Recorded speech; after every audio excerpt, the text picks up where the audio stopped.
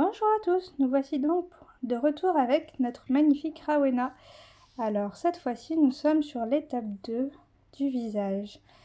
J'ai fini hier la peau, ses petites joues roses, il me reste donc sa bouche et ses yeux, sachant que les sourcils ne seront pas à faire.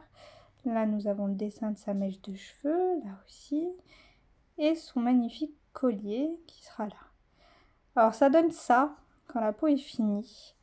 Il y a quelques blends et quelques petits points déjà dans la peau, mais j'ai gardé vraiment le tuto avec les yeux. Je pense que ça sera plus parlant.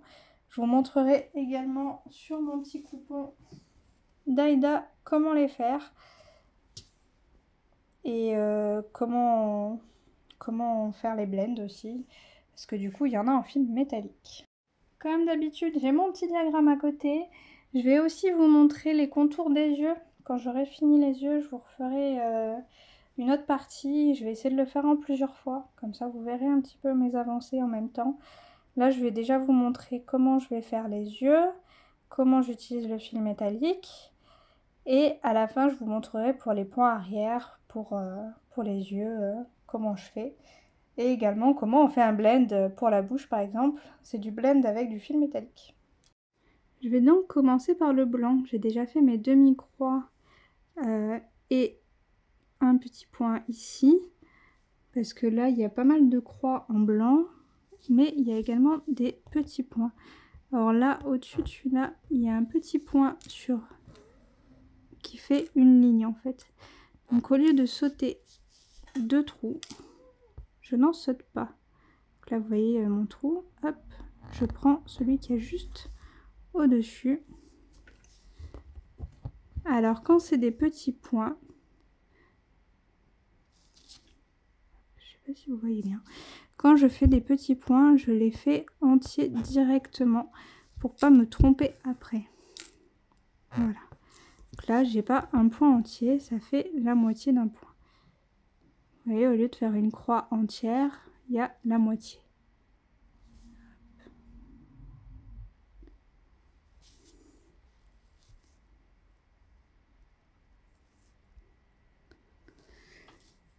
Et au-dessus, il y a un petit point. Alors je fais pareil, je ne saute pas de trou. Hop, j'ai fait un petit nœud.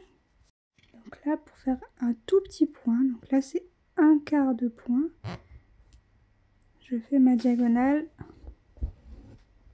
Hop, et je referme ma croix. Mais sur un fil. Hop.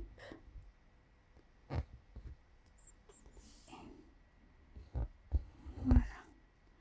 Donc là, en fait, on a un point sur un trou. Un par un. Comme si c'était de l'Aïda, en fait, au lieu de l'étamine. Hop. Voilà, j'espère que vous voyez bien. Là, c'est une croix normale. Et on voit bien la différence, du coup, entre la taille d'une croix et la taille d'un petit point. Hop. En dessous de ça, il y a encore deux petits points. Donc, il y en a un. Hop. Ici. Vous voyez, j'ai piqué au milieu. Hop, je repique dans mon angle. Et je ferme ma croix.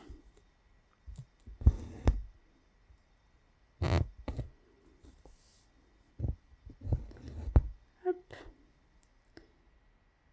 Et il y en a encore un en dessous, donc je fais la même chose. Là, du coup, ici, il y en a 4 de petits points. Il y en a avec la peau, il y en a avec le blanc. Et après, il y a encore une autre couleur. C'est un petit peu du marron. Voilà. Hop, je finis ma croix qui est à côté. Et je vous montre ce que ça donne. Hop.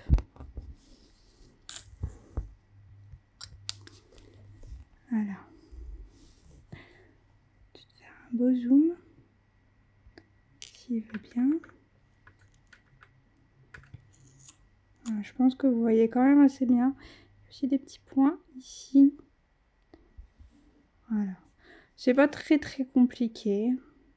C'est juste au lieu de sauter un fil, on n'en saute pas, c'est tout. Du coup, je pense que c'était plus attendu sur de l'Aïda le tuto. Alors là, vous voyez, c'est une croix normale. Et pour faire un petit point, en fait, il suffit de piquer dans le trou de là et de faire comme s'il y avait un trou au centre. Hop. Et là, on reprend le centre ici. Et le centre ici. Donc au final, mon point, il touche qu'un seul trou. Il y a toujours les 3 trous de mes croix. Un ici. Hop, un ici. Et un ici. Donc là, il y a un petit point. Et bien sûr, on peut faire 4 petits points. Il y a aussi des petits points qui sont en long. Alors, hop, petit point en long. Ça veut dire qu'il y a 2 petits points. Donc, au lieu de faire 2 fois le petit point, on fait une longueur en fait qui pique au milieu de chaque côté. Voilà. Il y a une longueur dans l'autre sens. On prend ici, on pique au milieu, hop. On repique au milieu. Hop là. Il y a également parfois, vous savez que vous en avez 2 comme ça côte à côte et que c'est la même couleur. Donc du coup, moi au lieu de faire 2 fois de longueur comme ça, et ben, je les mets ensemble. Donc je prends le milieu, hop. Comme de par hasard, celui-là il veut pas. Peut-être parce que j'ai pas mis mes doigts comme il faut. Voilà. Je me mets au milieu, hop, et je fais jusqu'au milieu à côté. Au lieu de faire la croix qui passe par les trous, je fais le point comme ça. Alors, il ne faut pas hésiter à réunir les points en fait. Si vous avez plusieurs petits points côte à côte et que vous pouvez faire une croix entière, faites une croix entière en fait. Même si ça passe pas par les points de la trame, n'hésitez pas à faire une croix entière. Donc là, vous avez à peu près tous les petits points qui existent. Et les 3/4 de points, donc là c'est encore autre chose. C'est dessiné en forme de triangle sur le modèle. C'est pas 3 points côte à côte. Donc celui-là, moi je fais comme ça. En fonction du sens, bien sûr, vous faites celui-là ou l'autre. Ça, c'est 3/4 de points. Si vous avez 3 petits points côte à côte, moi, en général, je fais une longueur. Hop. Et une fois que j'ai fait la longueur, je fais le petit point qui va avec. Donc là, par exemple, je prends en bas. Je repique au milieu de ma case. Vous voyez, à chaque fois que je pique au milieu, j'essaye d'avoir l'aiguille au-dessus. Parce que c'est plus simple quand il n'y a pas de trou de piquer par au-dessus que par en dessous. Voilà. Donc sur de l'Aïda, vous voyez, c'est tout à fait faisable. Moi, j'ai aucun problème à le faire. L'étamine, l'avantage, c'est qu'on a plus de trous. Donc du coup, vu qu'on brode en 2 sur 2, c'est beaucoup plus simple, vous voyez, de faire des tout petits points comme ça, vu qu'il y a tous les trous qui sont sur le fil de trame. Et là, il y a de l'espace, parce que c'est des croix entières, mais en dessous, il y a des petits points comme ça, comme celui-là, là, en bas. Et moi, je l'ai fait au fur et à mesure, parce que j'aime pas laisser une demi-croix en petits points comme ça. En croix entière, ça me dérange pas, mais en petits points, j'aime bien les faire vraiment au fur et à mesure. J'ai donc fait toutes les croix en blanc, je vous remontre avec le fil noir, peut-être que vous verrez un petit peu mieux sur la vidéo. Donc là, j'ai fait une demi en longueur. Juste à côté, il y a 2 petits points. Au lieu d'en faire 2, j'en fais qu'un seul. dans la longueur. Pareil, si vous faites attention que vous regardez mes croix avec le blanc, vous remarquerez que par exemple cette croix-ci, en fait c'est 4 petits points. Et moi j'ai décidé de faire une seule croix en fait, tout simplement. Vous verrez que le diagramme, je trouve que c'est beaucoup plus simple comme ça. Au lieu de faire plusieurs petits points, comme là, à côté de ce point-là, hop, je me mets au milieu. Et il y a 2 croix en longueur. Et moi, au lieu de faire 2 croix en longueur, je fais une croix normale. Ça évite de faire des petits points vraiment partout. En fait, des croix, mais après, si vous regardez par rapport aux croix au-dessus, vous verrez que c'est pas dans le même, dans les mêmes trous. C'est au milieu. Là, vous voyez, ici, la croix, normalement, elle part ici. Et ça voudrait dire que c'est ici. Et en fait, moi, la croix, elle est au milieu. Parce que juste à côté, justement, il y a 2 petits points au lieu d'une croix entière. Là, pareil, il y a encore 2 croix sur la longueur. Donc, au lieu de faire 2 petits points sur la longueur, je fais une croix entière. Et c'est comme ça, en fait, qu'on arrive à tricher. Je ne vais pas dire tricher, parce que c'est pas tricher. C'est interpréter la grille d'une autre façon. Voilà. Moi, au lieu de faire plein de petits points partout, je fais des croix. Comme là, je peux faire, il y a 1, 2, 3 petits points et 2 points dans la longueur. Donc au lieu de faire ça, je fais une croix entière. Parce que si on regarde bien, on peut transformer un peu. Je fais une croix entière, tout simplement. Et après, je remplis les trous qui manquent. Donc il en manque un ici. Ça va être un petit point. Hop. Et il y en a encore 2 autres. Un là et un là. Tout simplement. Donc au lieu de faire plusieurs petits points, des longueurs, etc., je fais avec des croix. Et je trouve ça beaucoup plus simple.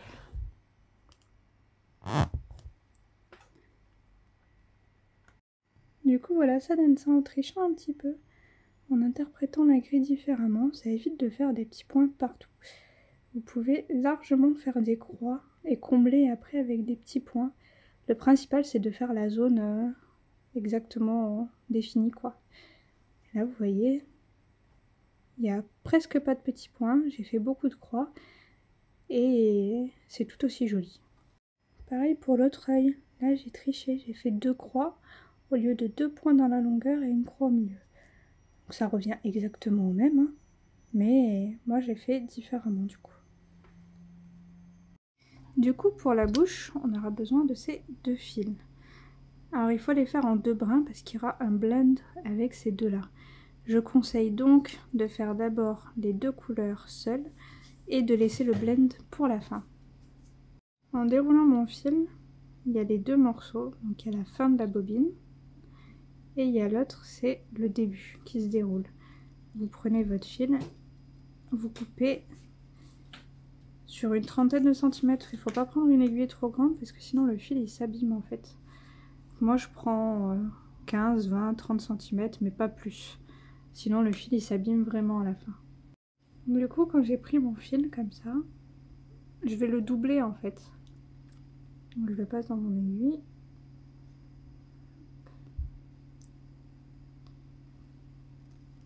Et je le double. Tout simplement. Alors en général, pour éviter que le fil ne bouge, moi je fais un nœud au bout. Comme ça, je suis sûre qu'en fait il s'abîmera pas et ils seront surtout à la même longueur.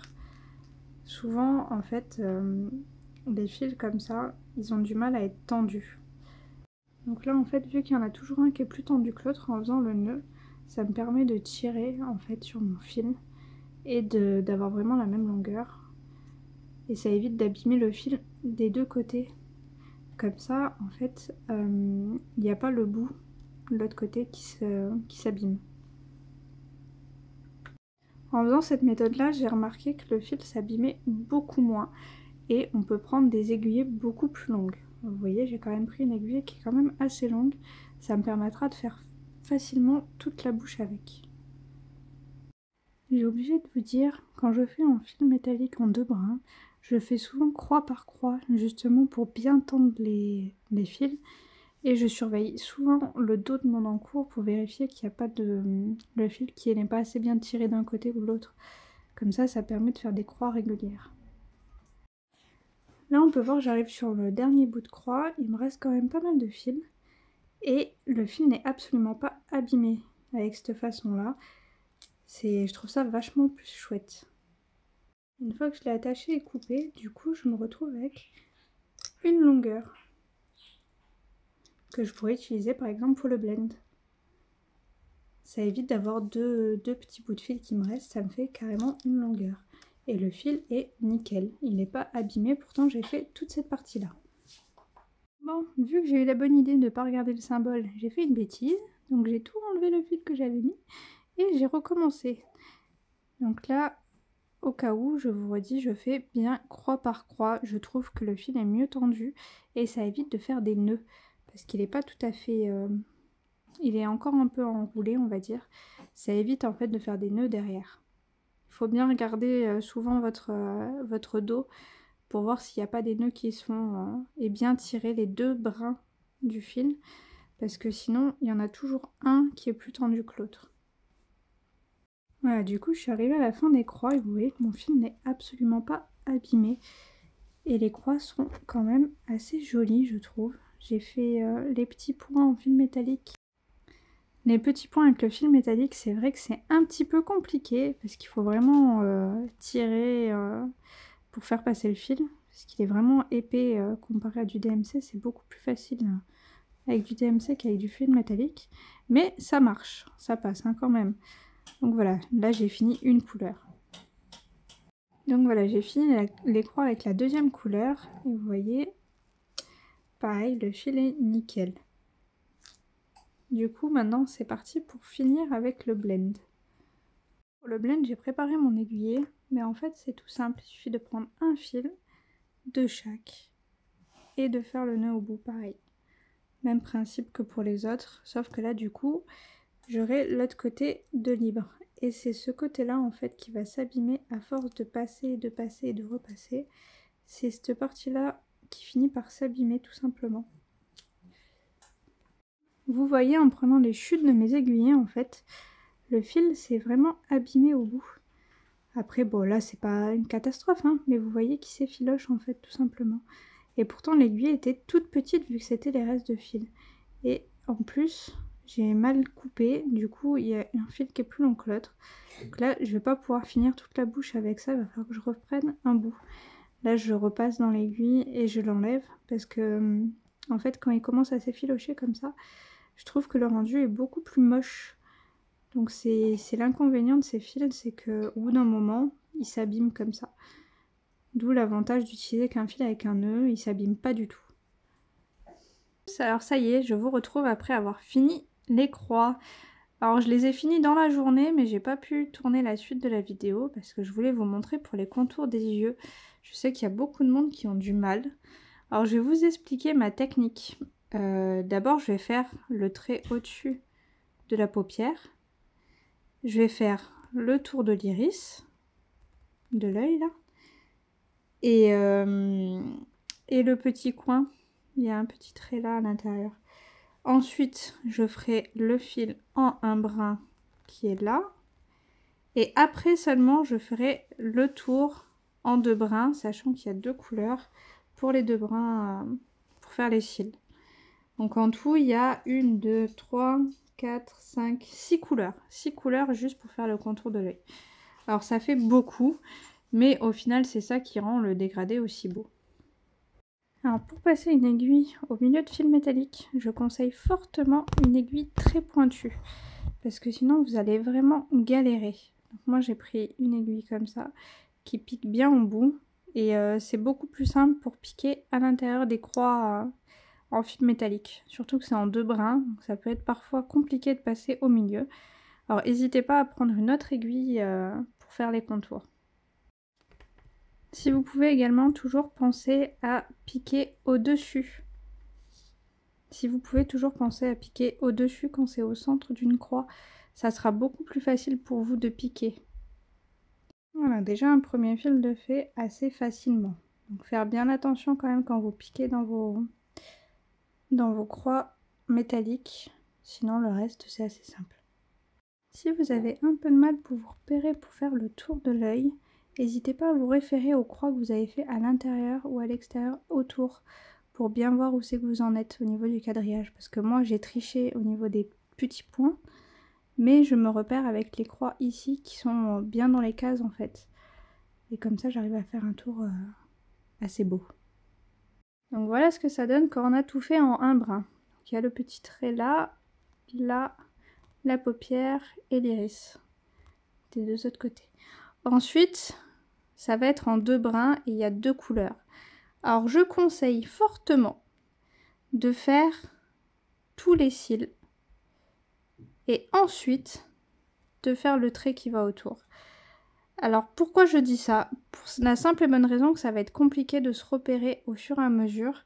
Donc du coup, en partant du bout des cils et en revenant, je trouve que c'est plus simple. Et après l'intérieur, c'est juste pour combler, pour faire le tour. Donc là, on le voit assez bien le contour. Mais ici, c'est un peu plus compliqué de voir en fait ce qu'on fait. Donc en faisant cil par cil, je trouve ça beaucoup plus pratique. Après, vous faites bien comme vous voulez, hein. Moi je vous explique juste ma technique. Je vous montre ce que ça fait après avoir fait juste les cils. Alors là, vous pouvez voir que j'ai pas poussé les cils jusqu'au bout. J'ai vraiment juste fait les traits de base pour vraiment donner l'effet du cil. Une fois que ça c'est fait, en fait, on va venir combler en faisant des traits un peu de partout, on va dire, pour rejoindre les bouts des cils entre eux. Alors, je ne suis pas forcément le diagramme à ce moment-là, je m'en inspire. Et ensuite, je fais surtout au rendu que ça donne. Donc, je vois par exemple, de là à là, je vais tirer un trait comme ça. Je vais en tirer un comme ça. Après, je vais tirer comme ça, comme ça, comme ça, comme ça. Et au final, c'est ce qui va donner l'effet du cil que je trouve le plus naturel. En suivant le diagramme, c'est déjà assez naturel. Mais c'est compliqué parfois de vraiment voir où c'est que le fil s'arrête, etc. Donc faites vraiment au feeling et vous allez voir que ça rend quand même pas mal. Sachant que là où c'est que j'ai arrêté mes cils, c'est assez facile de pouvoir repiquer là où c'est que je me suis arrêtée. Donc vous faites des traits qui partent vraiment d'un cil à un autre et jusqu'à ce que ça fasse vraiment une couverture, on va dire. Voilà donc mon rendu pour le premier, sachant qu'il manque encore la couleur pour les cils d'en dessous. J'ai fait vraiment à ma sauce, j'ai suivi un petit peu le diagramme, mais le reste ça a été moi. J'ai vraiment fait des traits un petit peu partout pour rejoindre les cils, les bases des cils entre eux. Il ne faut pas hésiter à faire de longues lignes entre, sachant que au final ça fait vraiment un rendu paupière, je trouve. On voit presque plus le brillant sous les cils, mais je trouve ça normal parce qu'en fait elle a des cils qui sont quand même assez marqués. Et le fait est de le faire en deux brins, c'est encore plus marqué. Donc voilà, je vais faire le deuxième et après je ferai la couleur pour en dessous. L'avantage de le faire avant vous, c'est que je me rends compte qu'on va pas pouvoir faire tout l'œil. Malheureusement, vu que les cils partent dans les cheveux. Alors l'avantage c'est qu'on pourra le faire après, mais on peut déjà faire quand même une bonne partie de l'œil. Il manquera juste les cils ici à faire. Qu'il en manque 1, 2, 3, 4. 4 cils à faire. Donc voilà, mais le record est déjà pas mal comme ça. Je trouve que c'est déjà pas mal. Allez, je prends l'autre fil, je finis les petits cils en bas. Pour les cils d'en bas, il n'y aura pas de problème par contre. C'est vraiment juste les 4 cils là qui manquent, parce qu'ils sont piqués dans les cheveux. Bon, pour celles qui ont déjà du mal avec les contours, je vous conseille de faire le bas en premier, parce qu'au final on repique pas mal en dessous du noir. Enfin du fil d'avant. Moi ça me dérange pas spécialement, mais bon, pour celles qui ont déjà du mal, faites d'abord la partie du bas avant de faire l'autre. Ça sera plus facile pour vous. Voilà donc la partie des yeux finie. Alors on a un bout de trait de la peau qui part du sourcil. On peut le faire. Je vais faire un petit peu les autres contours que je peux faire là et je vous montre un peu ce qui est possible de faire sur cette étape. Les contours des sourcils, bien sûr, on va pas les faire, vu que les sourcils ne sont pas faits. Et on va pas faire les 4 cils qui manquent là. Le reste, c'est largement possible. Si vous préférez ne pas du tout faire le noir ici de l'œil et d'attendre l'étape où c'est qu'on aura la mèche de cheveux là, n'hésitez pas. Vraiment, moi je le fais parce que j'adore son regard en fait. Et c'est ça qui me donne du peps pour la, pour la broder, c'est de voir son visage. Alors je sais pas vous ce qui vous donne le peps pour broder, mais moi j'aime bien sur un motif me centrer sur un détail et me dire « Ouah, non c'est vraiment trop beau, tu peux pas arrêter. Continue, ça rend bien, t'arrêtes pas. » Ça peut être ça peut être la dentelle, ça peut être un peu tout. Trouvez quelque chose dans la broderie qui vous donne vraiment envie de la finir et c'est ça qui vous donnera du peps pour toute la broderie en fait. Voilà donc le rendu pour les contours. Alors, j'ai fait sa bouche, son nez, le trait ici, jusque là, le contour du visage. Alors ici, je suis montée jusque là, mais il y aura une croix en dessous. Bon, ça gêne pas spécialement, mais bon. Pareil pour le bas du visage, si vous voulez pas le faire, sachant que là, il y a des croix aussi qui vont être faites après. Ça gêne pas normalement pour broder après, mais bon, si vous voulez pas le faire, vous n'êtes pas obligé de le faire. Je vais montrer comment placer le petit charme dans son oreille. Et l'étape sera terminée. Alors pour le charme, il est noté avec un rond orange qui se trouve à peu près ici, si je ne me trompe pas. Je vais bien compter et je vous montre comment on le met. Voilà, pour le maintenir, ce petit papillon qui a un effet relief, vous voyez, il demande de prendre une petite perle comme ça. Voilà. Mon aiguille est bien piquée au bon endroit. Le papillon ayant un effet 3D, vous le mettez bien dans le bon sens. Ne le mettez pas comme ça serait dommage. Il faut le mettre avec les ailes vers l'extérieur. Vous le mettez tout simplement dans votre aiguille et ensuite vous mettez votre petite perle. Hop. Pas l'habitude de me faire la main gauche. Voilà. Et une fois que vous avez mis votre petite perle, vous retirez et vous repiquez exactement au même endroit sans passer par la perle. On tire. Hop. Si vous tirez trop, vous allez voir que le papillon il va mal tenir.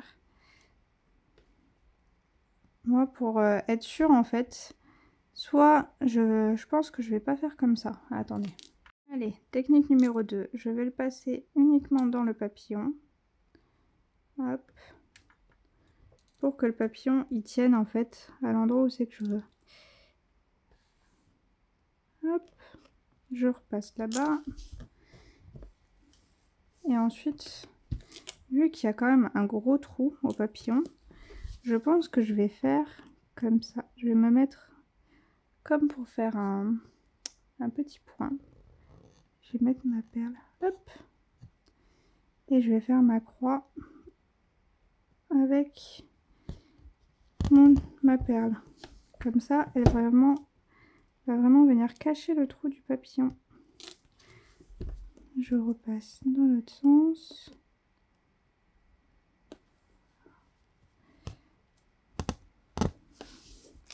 Pour avoir la perle bien droite.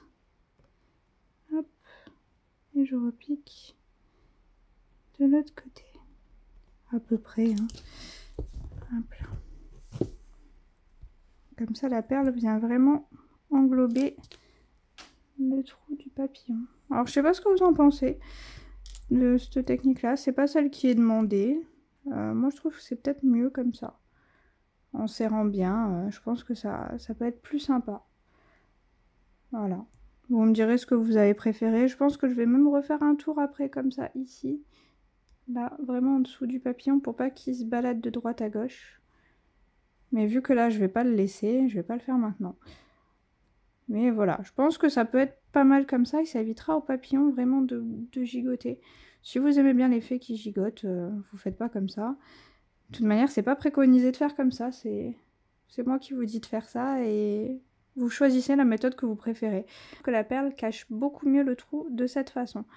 Après, vous pouvez suivre la façon qui est indiquée dans le livret. Il demande juste de le maintenir à l'aide de la perle au niveau du point orange sur la grille. C'est tout, il n'y a pas vraiment d'indication de comment vous voulez faire. Moi, je vous propose cette technique-là. Vous voyez, vous testez. Si vous voulez pouvoir bouger le papillon ou pas, si vous voulez qu'il soit vraiment bien fixe. Voilà, moi de toute façon, je vais l'enlever là. Et puis je vous remontrerai à la fin quand je reposerai tous les charmes. Voilà, voilà, fin de l'étape. Je vous la montre un peu plus. Voilà. Elle est quand même belle, hein. Je sais pas ce que vous en pensez, mais moi je la trouve de plus en plus belle. Il n'y a pas photo. Hâte d'être à la fin. On se retrouve donc dans 2 semaines pour la prochaine étape. Oui, déjà dans 2 semaines. Je l'ai faite en 3 jours. Ouais, cette étape-là, je l'ai fait en 3 jours. 3 jours sans me presser, parce qu'en vrai, j'aurais pu terminer hier. Allez, on va dire 3 jours. 3 jours. Je sais qu'il y en a qui ont déjà bien commencé le visage. Il y en a qui sont en retard avec cette étape-là. Il y en a qui font les contours en même temps que l'étape là. Enfin bon, c'est un petit peu, ça jongle un petit peu, mais moi je trouve que déjà là, ça y est, là, elle est déjà magnifique. Quand il y aura son collier et ses mèches de cheveux là, je pense que je pourrai plus la lâcher. Ça va être compliqué. Ça va être compliqué pour moi de me tenir au sale. Mais ça va, j'ai de la chance. Les chibis m'ont envoyé un petit colis hier. Je vous en ai parlé. Je vais faire une petite vidéo pour vous montrer un petit peu la future merveille. Enfin, une partie de la future merveille qui va arriver sur le site. Et franchement, j'ai hâte d'avoir vos petits pronostics, savoir ce que c'est. Voilà. À très bientôt. Bonne petite croix à vous. Ciao, ciao.